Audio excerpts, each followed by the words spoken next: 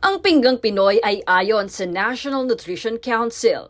Kalahati ng pinggan ay dapat binubuo ng prutas at gulay upang mapanatili ang kalusugan.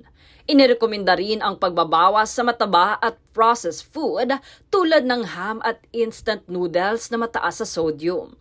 Ang pinggang Pinoy rin ay binuo ng Food and Nutrition Research Institution, katuwang ang Department of Health, NNC at World Health Organization. Nagsisilbi itong visual guide sa tamang dami ng gulay, protina at carbohydrates sa bawat pagkain.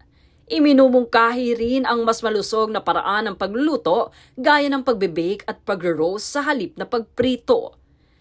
Ito ay inilunsad noong 2014 bilang bahagi ng kampanya para sa healthy eating habits. Nilinaw din ng FNRI na kaakibat lamang ito ng Daily Nutritional Guide Pyramid at hindi kapalit nito. Layunin ng programa na matulungan ang mga Pilipino na matugunan ang tamang nutrisyon sa araw-araw.